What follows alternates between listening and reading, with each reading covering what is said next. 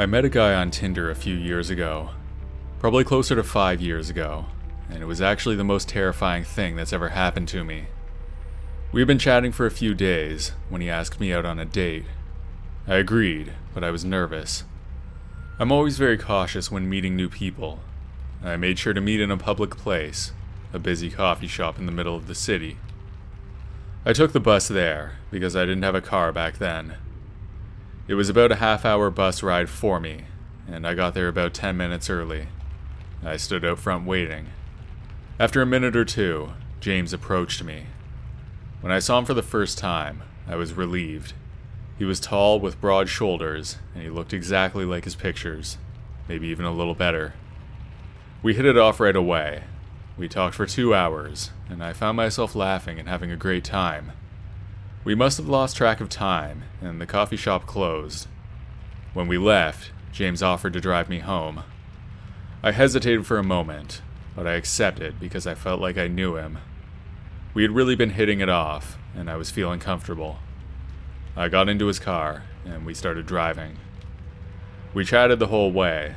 I was still having a really good time. I let my guard down, and that's when everything went wrong. We were driving down a busy street when I saw the flashing lights of a police car behind us. James cursed under his breath and started to speed up. I panicked. Why was he running from the police, I thought.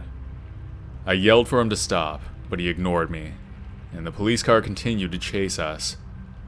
I could hear the sirens getting louder, and I knew we were in trouble. James took a sharp turn, and the car skidded on the pavement. We crashed into a fence, and the car came to a stop. I was really scared, because I had never been in a car crash before. I didn't think I was hurt, but I wasn't sure. Seconds later, I saw 2 police officers with their guns drawn, pointed at us. James was trying to get out of the car, but the officers shouted for him to stay inside.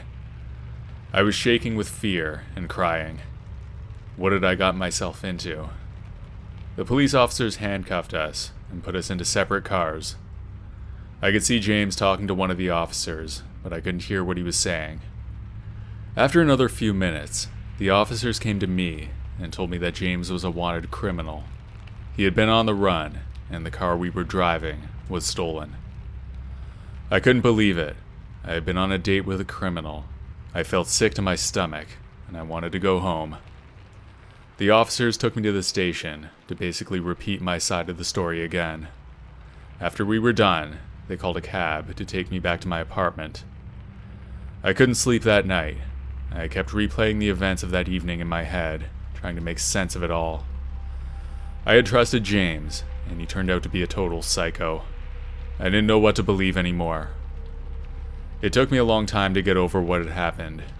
It felt like I had been fooled, and I was angry with myself for not seeing the signs. But eventually, I realized that I couldn't blame myself. James had lied to me, and he'd put me in danger. I realized I was lucky to have escaped unharmed. It could have been a lot worse. I learned a valuable lesson about trusting strangers, especially those who I meet online. I still use dating apps, but I take my time to get to know someone before meeting them in person, and I don't get into the car with someone who I barely know.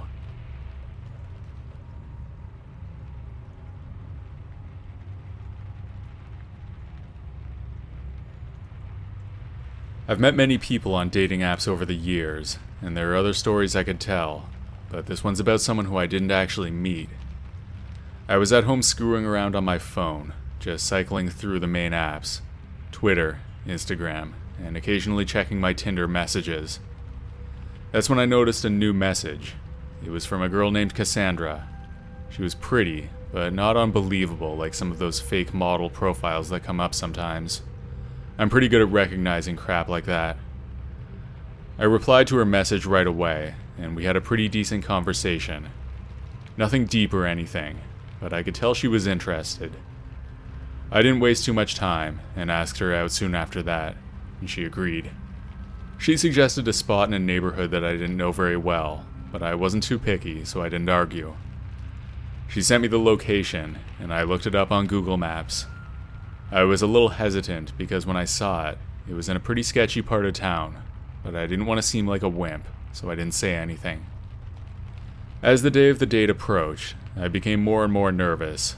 I had a nagging feeling that something wasn't right, but I couldn't quite put my finger on it. I tried to suggest an alternate location, but she was really insistent on this one. That made me even more suspicious. The spot wasn't the issue anymore. It was really that she was so persistent about it. Finally, I decided that I needed to see her in person before we met. I asked if she would be open to a video chat, and surprisingly, she agreed.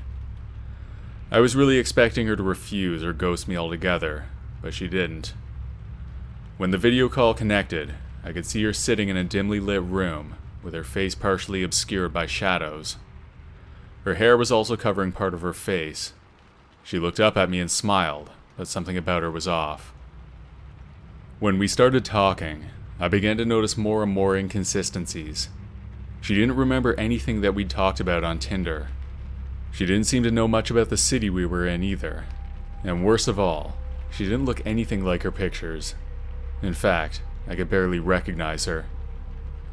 At that point, my suspicions were confirmed. I thought it was a trap of some kind. I don't know what her intentions were, but I knew that I needed to get out of this situation as quickly as possible. I didn't call her out or anything, just made an awkward excuse. She seemed disappointed, but didn't put up much of a fight. I hung up the call, then unmatched and blocked her on Tinder right away. I took a break from online dating for a few weeks after that. Cassandra must have been fake, but I'm still not sure who that woman was in the video call. Maybe a friend of whoever it was that I was talking to. Maybe she was just hired to do it on Fiverr or something. I'm almost certain that I avoided a really bad night, though.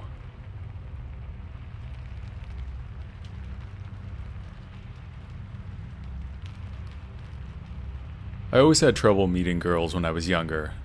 For some reason, they always saw me as a friend, but nothing more. I did have one relationship when I was in college, but it fizzled out after we graduated. My friends have been bugging me to get back out there, and I figured why not. I could use a little bit of excitement in my life, so I signed up for Plenty of Fish, which was one of the biggest dating sites back then. It was early 2010, February, I think. Online dating was still new, and there was still somewhat of a stigma around it. It was still seen as desperate or pathetic, not like now when everyone does it. I looked around for an hour or so, and then I saw her picture. Her name was Brandy, and she had long black hair, glasses, and a real wholesome look overall. We messaged back and forth for a few days before she suggested that we meet up. I was nervous, but also excited. She seemed like a fun, adventurous person, and I was looking forward to getting to know her. She told me she had a friend visiting from out of town, and suggested that we all get together. I was a little apprehensive about that, but she assured me that her friend was really cool, and it wouldn't be weird. I was really new to dating at the time, so I didn't realize how strange that was. I tend to do better one-on-one, but I was okay with it anyway. We agreed to meet at a bar downtown. As I walked up to the entrance, I saw Brandy waiting. Brandy was even more beautiful in person, with a curvy figure and long dark hair. But there was a man with her. He was over 6 feet tall, with short hair and thick muscular arms. I felt a knot form in my stomach as I approached them. "Hey Chris," Brandy greeted me. "This is my friend Nick." I had assumed that her friend was going to be a girl, so I was surprised to see a guy there. I wouldn't have agreed to the date if I had known that. I didn't have the courage to walk away though, so the three of us entered the bar. We ordered some drinks and sat down at a table. Brandy and Nick chatted about their jobs and their hobbies, while I sat silently, feeling really uncomfortable. I tried to join the conversation, but it was clear they weren't interested in getting to know me, and then things started to get weird. I don't remember much of what happened next, but I know we ordered another round of drinks, and then things started to get fuzzy. My head was spinning, and my vision was blurred.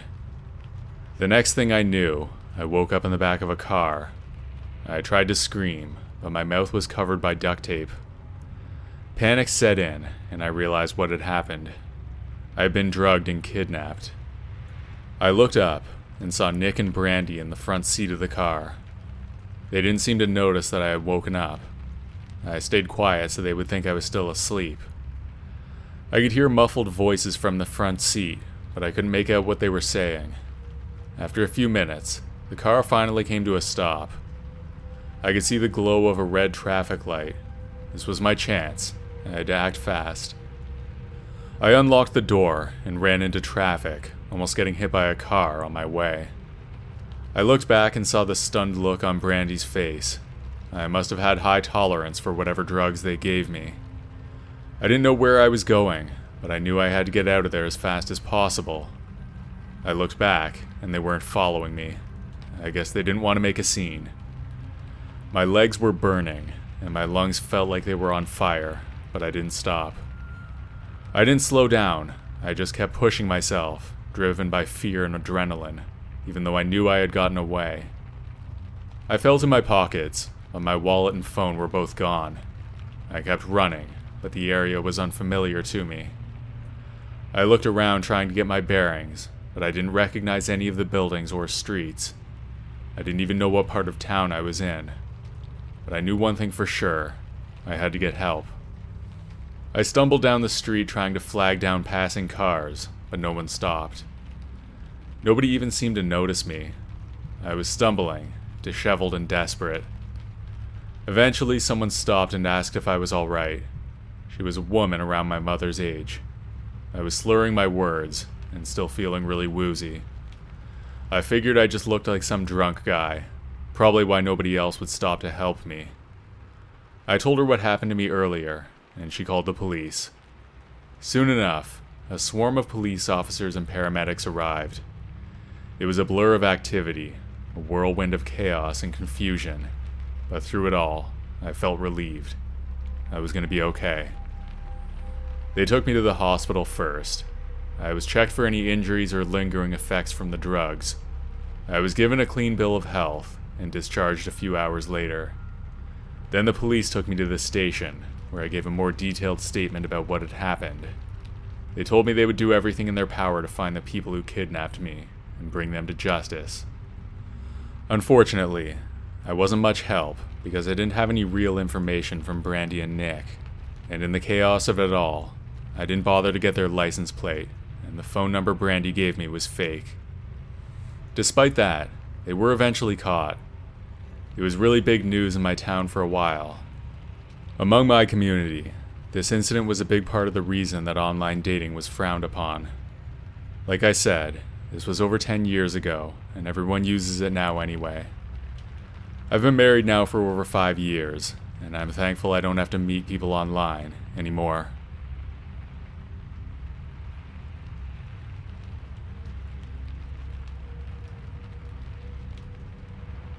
I started using Tinder in around 2015.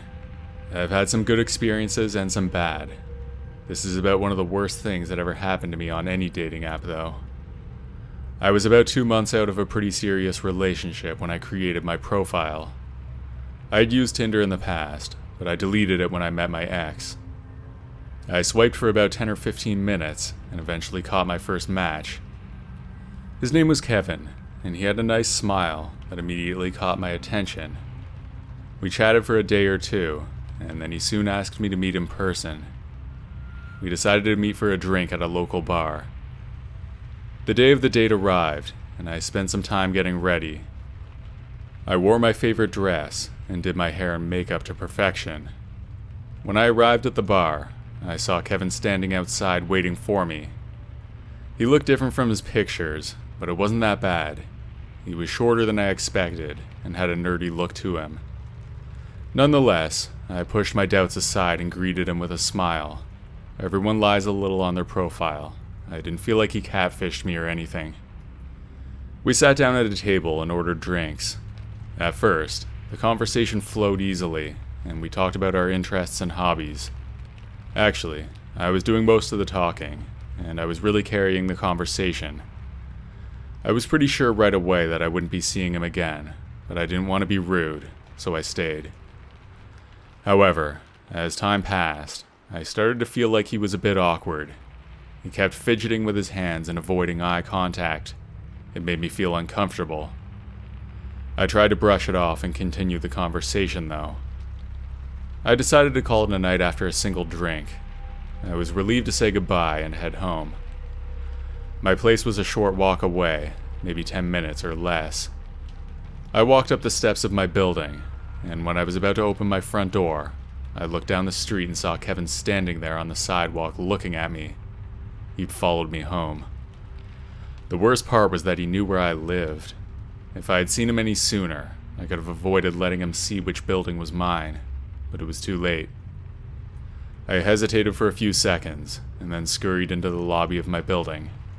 When I got in, I looked at my messages on Tinder. I decided not to unmatch or block him, because I wanted to save any communication between us, in case I needed to call the police. There were no new messages from him yet, though. I went to sleep trying to tell myself that it was just a coincidence. I even tried to convince myself that it wasn't really him, and that it was all in my head, but I knew that wasn't true. Also, he had told me what part of town he lived in. It was in the opposite direction, so deep down, I knew he followed me. The following days were filled with paranoia and anxiety. I kept checking my phone to see if he had messaged me, but he hadn't. I was relieved, but at the same time, I couldn't help but worry that I had a stalker. One night, as I was getting ready for bed, I heard a knock on the door. I walked towards the door, and I could see a figure standing on the other side. It was him. I still don't know how he knew which apartment was mine, but my guess is that he had been following me and spying on me. Maybe he saw me through the window or something. I obviously didn't open the door. I just told him to go away. He tried to play it off like it was no big deal, but he didn't leave. He had a sheepish look on his face and tried to apologize. I was beyond creeped out, though.